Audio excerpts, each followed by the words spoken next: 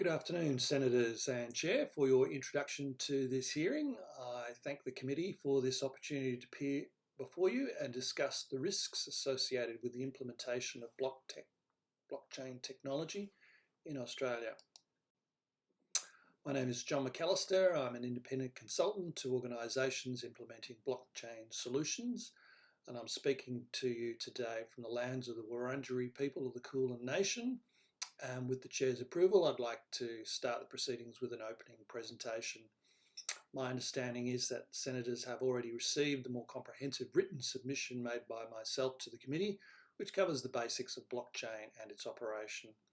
Today's presentation will cover the major risks associated with blockchain, then focus in on three specific risks, and end with some concluding remarks.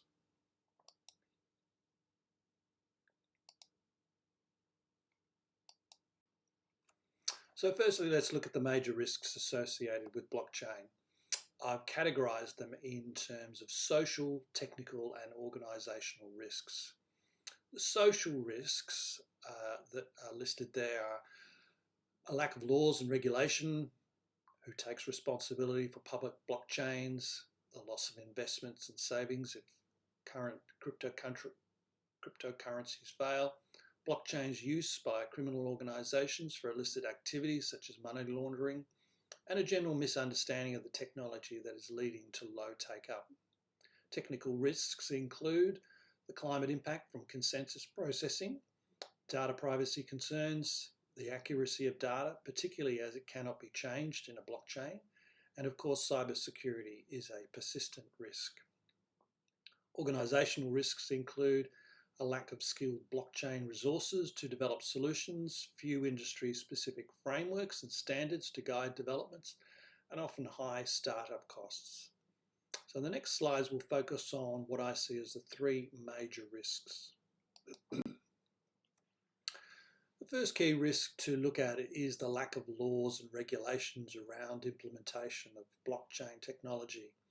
This lack of certainty around blockchain regulation is slowing the development of industry-specific standards for blockchain and dissuading organisations from investing in becoming skilled in blockchain development. Cross-border jurisdiction regulation is also lacking, which leads to issues around who is liable for data and privacy breaches, as well as where the responsibility should lie for public blockchains that fail or collapse, leading to financial loss.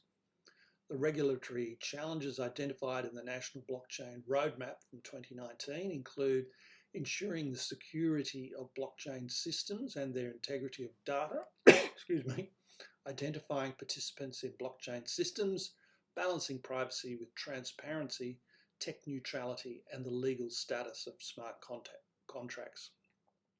There is also the risk that new regulations, should they be implemented, will not only fall short of those needed at the time due to the rapid innovation in this area, but also that the existing blockchains will not be able to be changed to be compliant with new laws given the immutability of blockchain data.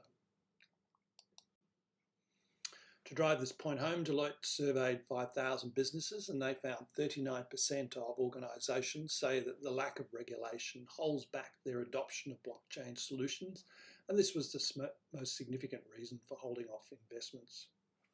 The second key risk concerns data privacy. Privacy of personal or organisational data is challenging to maintain when blockchains, particularly public blockchains, are by their design distributed potentially across the globe in a peer-to-peer network. With each user having a copy of the entire data set, it can be difficult to maintain privacy across all users. The General Data Protection Regulation in the European Union gives citizens a right to be forgotten online. If their personal data is in a blockchain, however, and the data cannot be erased or hidden, then blockchains potentially are in breach of EU privacy laws. This has applicability in Australia as the Parliament currently considers new privacy laws, including a right to be forgotten. An extreme example of this data privacy risk was seen in the Bitcoin Satoshi Vision ledger, which was found to contain child pornography images. While these images were filtered out to the casual viewer, the ledger, that they remain in the ledger in the blockchain as agreement across all users to remove them has proved very difficult. Lastly, the potentially different jurisdictions a blockchain is available in gives rise to the application of different data privacy laws being applicable, and it's not yet known how disputes about privacy breaches in these circumstances will be resolved. The third and last key risk is cybersecurity, a topic garnering significant coverage in Australia at the moment. With blockchain built on cryptographic technologies, it's reasonable to assume that it is very secure. It unfortunately is not immune to cyber threats, and the World Economic Forum has identified over 500 cybersecurity attacks on numerous cryptocurrencies over recent years. Protection against these attacks is particularly difficult due to the blockchain's peer-to-peer nature, where there is no central control, creating many potential sources of vulnerability. Studies have shown that the blockchain technology is susceptible to a particular attack whereby the malicious actor floods the blockchain with transactions to take unauthorized control over the consensus protocol. Smart contracts can also be a security weakness in blockchains if poorly or incorrectly coded.